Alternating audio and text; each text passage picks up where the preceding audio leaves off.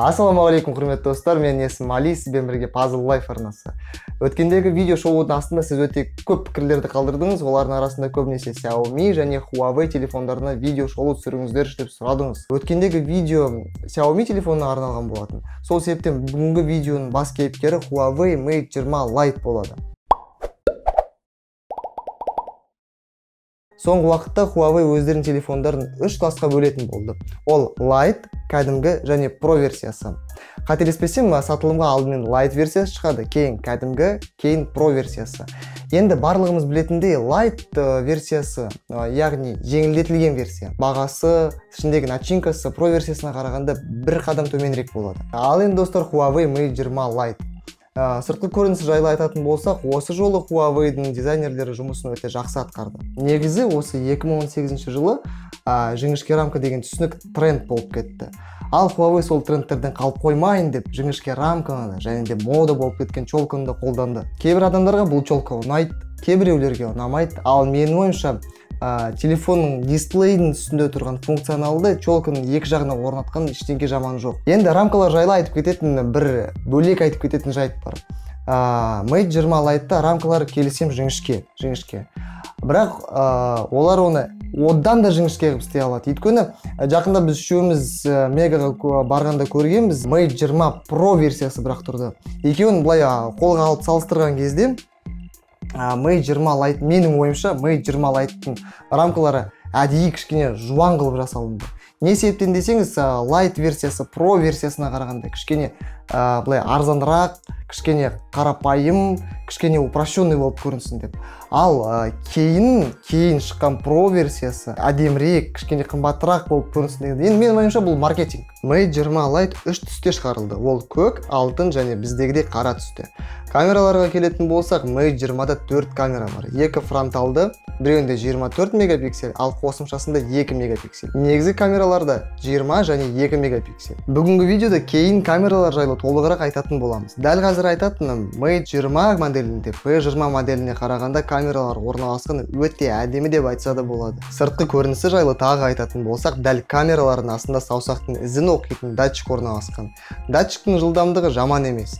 Блокировканың және дыбыстың батырмалары стандартты орында орналасқан. Телефонның төменгі жағында мини-джек разъем, Type-C USB, микрофон және динамик орналасқан. Ал үстінде 2 фронталды камералардың арасында звоноктарға арналған динамик орналасқан. Олардың үстінде қосымша микрофон бар. Жалпы смартфонның сыртқы көрінісі өте жаман емес. Бұлай айтқанда шыныдан жасалынған корпус, жіңішке рамкалары, челкасы бар. Оның барлығы менің ойымша премиум класстың көрінісі деп айтса да болады. Ал енді достар, міне осы Huawei Mate 20 Lite телефонның, яғни камера фонның камераларын біз сыртқа далаға тест жасауға, тексеруге шықтық. Міне достар, енді біз қазір камераның тест істеп жатырмыз. Бұл фронталды камераның тесті. Бұл жерде 2 камера, біреу 24 мегапиксель, біреу 2 мегапиксель. Сол.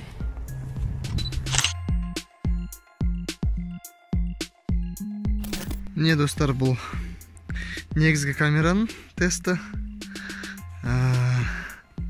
Бұл камерада негізгі объективте 20 мегапиксель, ал қосымша объективте 2 мегапиксель.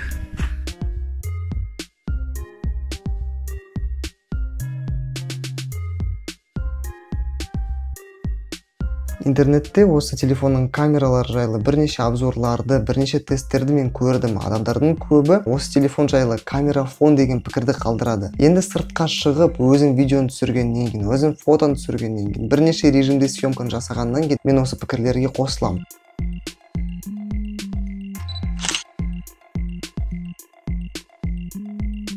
Міне достар, және де осындай функция дополнения реальности бар. Мен білмеймін кімге бұл қызық болады, бірақ шынымды айтсам, егер қолым бос болып жатса, ішім пысса, және достарына кішкене мынандай деп осындай бір күлкілі видеолар жібергіңіз келсе, өте қызық.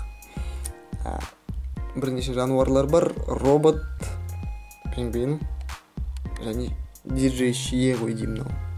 Жаңа диджей пайда болды, диджей Шие деген. Сол міне достар, функция дополненной реальности осындай қызық. Мне осындай да дополнение реальности бар, білмеймін нені, бұл ең керек функция ма телефондарда. Бірақ енді модный программаларды қарайтын болсақ, лайк, тикток деген сияқтыларды, мүмкін сондай программаларды ұнататын адамдарға осындай функциялар қызық болатын шығар. Мысалы тикток приложениясында осындай роликті жасау үшін сізге монтаж керек болады, ал мына жерде уже осындай дайын роликті істесе болады. Бірақ өкінішке орай тек осындай екі-ақ функция ғана бар. Әрине аз, бірақ қызық. Мысалы мен өзім инстаграмыма сондай осы роликті салып қойдым.